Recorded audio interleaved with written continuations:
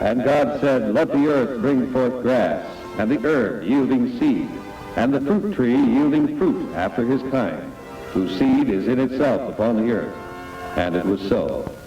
And so it was that the seedling came up in the forest, unaided by man. The wildflower seed was sown by the winds and the birds.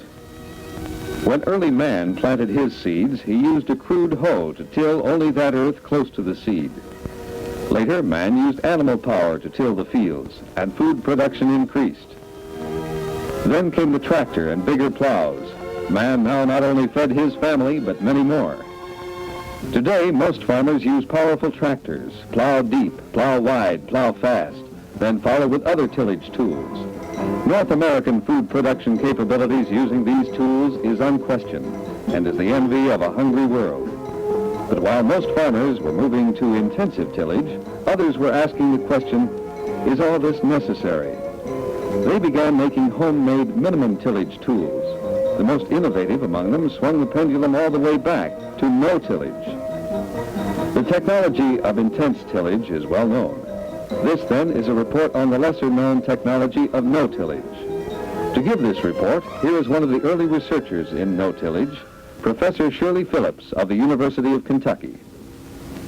No-tillage is known by several other names: optimum tillage, zero tillage, and, of course, the term no-till. All these terms mean the same thing. Basically, it's going into the previous crop residue without land tillage and introducing a new crop. This new crop is placed into a narrow strip. There are many tools used in our no-tillage operation. First of all, the chisel can be used to place the seed in the soil. The second method used would be a powered rotary device, and the fluted coulter. The fluted coulter prepares a strip about 2 inches wide and about 6 to 8 inches deep. These tools place the seed into the soil, followed by a packer wheel which firms the soil around the seed. Now, after looking at this and seeing it done, it appears to be a very simple operation, but there's one key to keep in mind. This does take top management. You know, the old adage, necessity is the mother of invention, is true. And this is the reason farmers make changes. One of the big reasons farmers have changed to no-tillage is the soil and water conservation aspect. The Soil Conservation Service has addressed itself to this problem over many years. They have introduced very successfully contour plowing, strip cropping, terracing, and grass or sod waterways. Wind and water erosion was certainly reduced, but unfortunately not eliminated. Our farmers wanted to go to more near zero soil losses. And here to tell that story is Dr. C.M. Woodruff from the University of Missouri. Whenever land is plowed, seedbeds are prepared in the spring, that soil is open and exposed to erosion. And quite often during the spring months, we have water running muddy in our streams. March brings winds and open and exposed soil at that time. It's blown off as dust storms. One of the things that helps prevent dust storms is a mulch on the surface of the ground. Zero tillage brought a method of leaving this ground covered with residues. These residues prevent evaporation, keep the soil moist, and moist soil doesn't blow. In addition, the residues retard the velocity of the wind at the surface of the ground, and this prevents wind erosion. Our Agricultural Research Service has studied this matter of wind erosion in Wisconsin and in Ohio. Results there indicated that without protective cover, as much as 130 tons of soil per acre were moved by the wind, whereas with no tillage planted material, the loss was less than 2 tons per acre. These are some of the facilities we have at McCready for measuring runoff and erosion from various plots. There are 39 measuring devices in all. Corn in this case was grown by conventional methods. The soil was plowed, disked, corn planted, and cultivated keep the weeds out. The soil losses by erosion amounted to 13 tons per acre where we followed meadow sod, and went up to 16 tons per acre where corn followed corn. Immediately adjacent to the plot of corn grown by conventional methods, we have a plot of corn grown by the no-tillage method. In this case, the soil loss varied from 1/10 of a ton per acre where the corn followed meadow to 1 6/10 tons per acre where the corn followed corn. This is 1/10 of the loss we got from corn produced by conventional methods. Continuous corn removed for silage represents one of the greatest erosion hazards we have. In 1 year, we've lost as much as 90 tons of soil per acre by erosion. I recall the first field day at which folks saw no-till planted corn in fescue. It was one of the best crops of corn that they'd seen grown, and an excellent mulch beneath the corn to protect the soil. I have been in research work in soil conservation since 1931, and to me this is the greatest development in soil conservation that we've had. Our findings here in Kentucky relative to conservation pretty much parallels those from Missouri and Virginia. One thing I might mention, Dr. Woodruff hinted at the economic considerations in no-tillage. In other words, better net profit for the farmer. One other advantage that we've reported has been the increased land use available through no-tillage. Our conservationists say that we can move Class 3 land to Class 2 land, and then of course Class 2 land can become Class 1 land. Now farmers that originally had limited row crop acreage can now move into no-tillage and have an abundance of crop land. Also, I think this gives him a lot of opportunities, many options, and of course the farmer's productivity rose. One such farmer is Harry Young, Christian County, Kentucky farmer, a real pioneer in no-tillage farming. Here in southwest Kentucky, we farm about 1,230 acres of land on these rolling hills. We produce corn, soybeans, small grain, beef feeder cattle.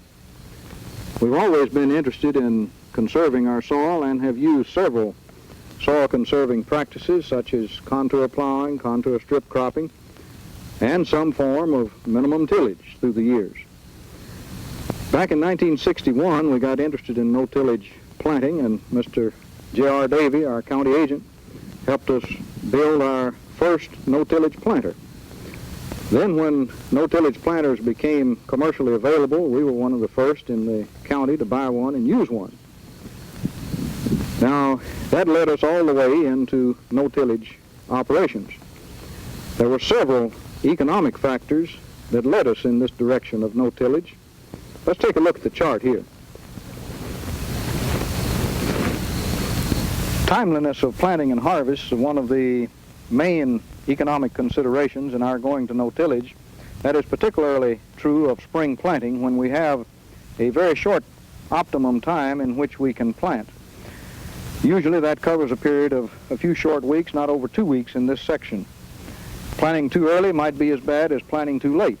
So we can wait out this optimum time by not having to be worried about land preparation prior to planting. And with double cropping, this is just as important as it is with spring planting, because when we're going to plant after harvest of a small grain, we want to plant immediately after it so we don't have to be concerned with removing straw or land preparation, so we can plant as soon as the harvest is done and not have all of this yield reducing weight and the loss of moisture that comes with the land preparation. I'll bet another reason has to do with reduced costs.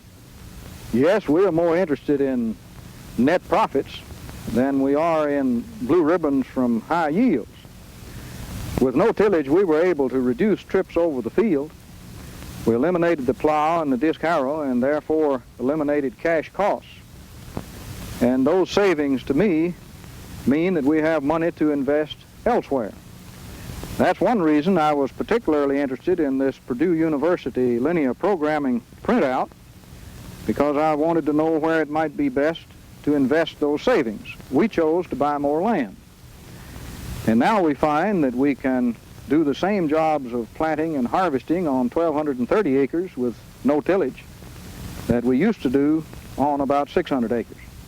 Also, as Dr. Phillips has mentioned regarding land utilization, and Dr. Woodruff has mentioned, we can farm further up the slopes now. What was once only pasture land can now be corn and bean land on much of our farm.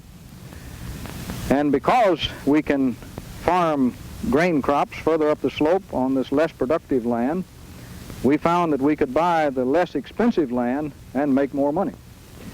Harry, one of the early questions about no tillage concerning fertilizer, kinds, types, amounts, placements. What's been your experience? Well, it's no trouble at all. I think it's simple. We place our fertilizer on the surface of the soil in the fall or winter. And then in the spring, when we plant, we put our row fertilizer banded in the row with the no-tillage planter. We find that the fertilizer gets to where it's needed, even anhydrous ammonia. And our yields haven't suffered a bit by this after 10 years of no-tillage. We have, on occasion, put two fluted coulters in tandem, as you see here, to cut through the mulch of crop residues. And when we have very thick residues, sometimes we'll put a plain coulter on the front toolbar. Now, the commercially available planter that we use is an innovation in itself. It's a toolbar type of planter, which I think is the trend now. With this type of toolbar planter, there are a good many options. And these options, the farmers can clamp on any of the three toolbars. These toolbars have to be strong. The engineers that designed this designed it in such a way that the farmers could put options, many of them, on each of the three toolbars. Sometimes when the soil is very dry and hard, we have to put additional weight on the front toolbar. That's another reason for it to be very strong. And that additional weight will allow this coulter to penetrate the hard, dry soil and get better seed coverage in that way. Say, Harry, your no-tillage crops sure look clean of weeds. What kind of system do you use? Well, this is one of our spray rigs here. Of course, in no-tillage, weed control is a necessity. And if you have weed control in no-tillage, you must use herbicides. And we use several types of herbicides depending on the job they have to do. On the green vegetation that you can see, we will use a contact herbicide. On the vegetation that has not emerged, we'll use a residual type herbicide. Of course, we use plenty of water and plenty of pressure. And it takes plenty of water and plenty of pressure to get a contact herbicide down where it will do the good on the green vegetation. So in brief then, that's how we are having weed-free fields with our no-tillage corn and our no-tillage soybeans. Harry, how about soil tilth? You know, when no-tillage first came along, there was a great concern about having to break the land every 3 or 4 years. What's been your experience? Well, now, we haven't plowed our fields right here in 10 years. And we find that we've actually had an improvement in tilth. You see this organic matter, all of this crop residue here on the surface of the soil, it is going to decay much faster than we originally thought it would when we went into no-tillage. And since the plow does not go through the field and cause compaction, and only occasionally is it disked when we sow small grain, there's no real opportunity for compaction. Compaction, you know, destroys tilth. So in our fields, since we've been in no-tillage, the tilth situation has noticeably improved. See, Harry, these are nice fields you're farming here. You don't have any rocks in the fields, do you? Well, there's one of the few right there. You know, that's really not a problem, though, with the planter that we're using. The coulter casters from side to side. Then it has a spring arrangement that will let it come up or down. Consequently, when it hits a rock like this, there's really no problem. And we do have a few rocks, but with our planter, they've not created a problem. Well, maybe we better take this one out with us. Our first no-tillage work was, of course, plot work. But as we gained experience, we decided to convert all of our grain production to no-tillage. And we have not used a plow or a disc for corn or soybeans since 1961. And we like it that way.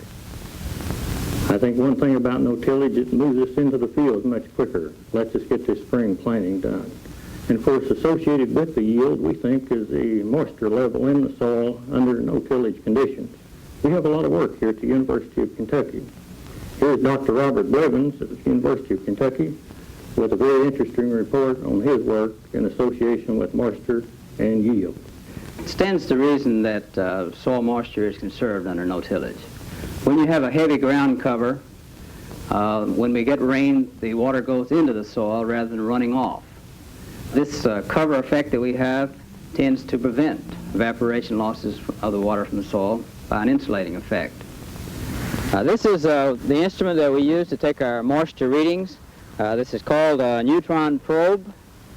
This part of it is the actual probe and detector unit that we keep in this protective shield. This instrument, the probe, can be preset so that we can lower this into moisture access tubes back in our plots at any given depth that we want to take our soil moisture readings. This is a no-till plot that we're going to take our readings on now.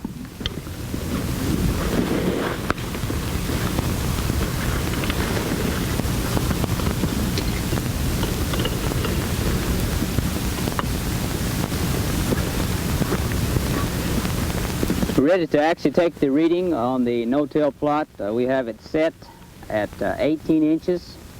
We're starting the scaler now to actually begin to take the moisture readings.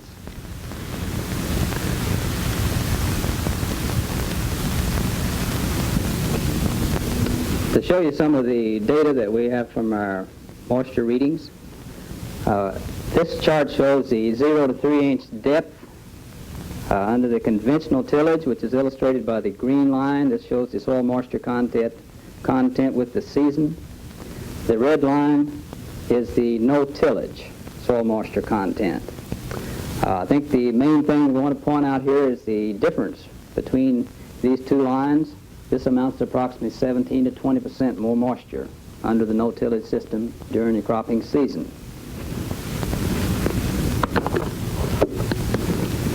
In Kentucky, this factor is not as critical generally as it is in North Dakota or in Texas.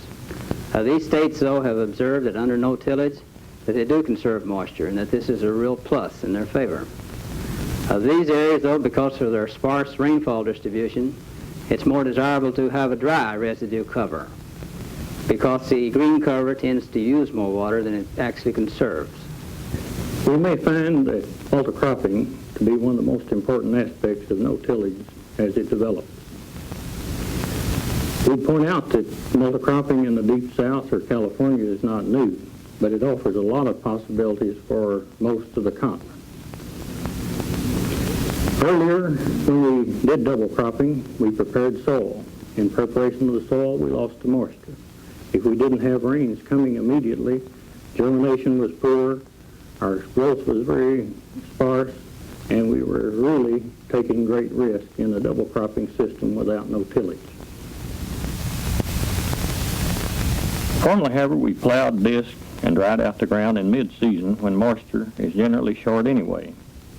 We waited for the rain before finishing tillage and planting. Now we can take off one crop and minutes later have another in the ground. Soybeans following barley, for instance. Whatever moisture is in the ground is left there.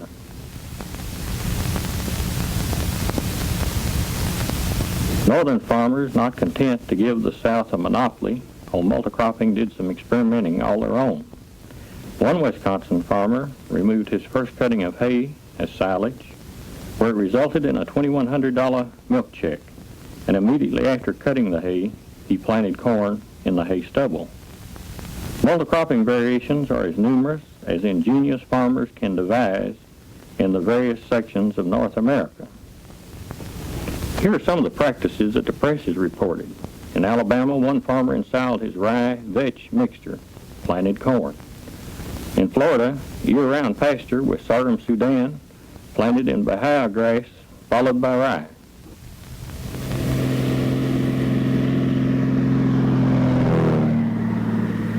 Another favorite is to plant small grain with a plain and standing corn or soybeans. Pasture the grain in the winter, knock it down in the spring, and plant corn or beans. No tillage is spread geographically over most of the continent. Dr. B.D. Blakely, the chief agronomist of the Soil Conservation Service, has said that no tillage has taken off faster than any other practice since the introduction of hybrid seed corn. To emphasize the broad geographic progression of no tillage, here in the flat prairie land of the Corn Belt, we've assembled some of the recognized experts from different universities. First of all, I'd like to introduce Dr. Alan Weesey, Texas, Dr. Terry Daynard, Ontario, Canada, Dr. Bill Lewis, North Carolina, Dr. Glover Triplett, Ohio State, and Professor George McKibben from the University of Illinois. One question for this distinguished panel: just what is the status of no tillage in your section of the North American continent? Dr. Weesey, how about Texas? Well, in Texas, we started our research on no-till in 1956 and carried it on for several years under dry land. However, in about the middle of the 60s, when we shifted over to studying no-till on irrigated farming, we started making progress. Now we can find we can grow corn on sandy land that normally would blow out under spring winds, and we can conserve considerable moisture over what we were able to without no-till. We just have a small acreage of zero tillage in Ontario. However, the acreage is growing and farmers are very interested in this method, this cultural method. Zero tillage has proven particularly successful on coarse textured soils, and there's been no major problems encountered here. While less successful on finer textured soils, farmers here are also interested in means of reducing the tillage requirements for successful crop production. In North Carolina, we have seen no-till acreage double each year for the last 2 years. Control of wind erosion by no-till planting in winter cover crops is important in certain sections. In Kentucky and Virginia, acreage has expanded for a number of years. To the south of us in South Carolina and Georgia, and in Tennessee, interest is up and the potential outlook is very good. We have quite a sizable acreage in the eastern and southern part of the state where no tillage helps solve problems for the corn growers. There's quite a bit of interest in the western part of the state on the finer textured soils, and the acreage is increasing in this area also. There's been a progressive increase in no-till from south to north in Illinois. The interest in no-till in southern Illinois came about as a result of an attempt to control water erosion. We expect an increase in central and northern Illinois as we see a substitution of herbicides for horse and manpower. Well, you gentlemen have mentioned several crops that could be grown in no tillage. I remember corn, soybeans, and sugar beets. I just wonder if there aren't some other crops that we might consider in a no-tillage cropping system. We've had field demonstrations of no-till cotton and one experiment in no-till peanuts. In Texas, we have grain sorghum. We're interested in zero-till tobacco in Ontario as well. Well, Kentucky could add to this list, of course, crops like sweet corn, popcorn, pepper, and of increasing importance is pasture renovation. The ability to do multi-cropping is certainly a result of the introduction of no-tillage. What's going on in your respective states? Well, in Texas, a lot of our farmers are interested in grazing, and they plant winter wheat and graze it out till about March. Then they kill what's left of the forage and can grow a full season crop of corn. If they choose to let the wheat go to grain, they can plant an early season grain sorghum for a normal crop. We've been able to grow soybeans following wheat as far north as northern Ohio. We push the planting of the soybeans as best we can by taking the wheat off at high moisture and drying it, and planting early varieties of wheat. Well, cultural techniques are considered to be different for double cropping. Usually this involves a different row spacing, population, and variety. For instance, we have found that we can expect increases of 7 bushel for decreasing row spacing from 30 to 20 inches. One of the other things we've noted that we usually need more water as a carrier for the herbicides to make them effective in the small grain stubbles. Now, respectable yields in our area have consisted of 50 bushel wheat yields followed by 30 bushel beans, Our neighbors to the south have quite frequently come up with 90 bushel of barley and 40 bushel beans. We as a panel have been unanimous in our evaluation of no-tillage as a useful farming tool. Now there must be some cautions for farmers to exercise. One of the things that we've noticed is that we have less than perfect results on some soils. We can identify these as poorly drained soils that may be fairly high in clay and organic matter content, and particularly if we're growing continuous corn. Now, another thing is that we may be able to plant too early on some soils with no tillage. Then we really need to plant. Certainly you must know your weeds and then select your herbicide accordingly. Some insects and diseases can more easily become pests with zero-tillage. Others will be less of a problem. But in either case, the zero-till farmer must check his corn constantly and be prepared to add remedies where necessary. Occasionally this may mean plowing or rotating to another crop. These crop scientists have done an excellent job in summing up the no-tillage picture across the continent. How would no-tillage fit on your farm?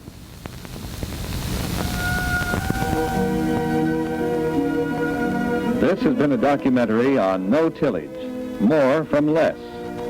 Whether the future will be conventional tillage or no-till, there's one sure winner, the North American housewife. North American farmers provide her with nutritious agricultural plenty at lower costs than anywhere else in the world. She feeds her family for a smaller portion of the family budget than anywhere else in the world. Farmers, coupled with the academic world and agribusiness in general, have made this miracle of the land possible. And the miracle gives promise to continue into 1,000 tomorrows.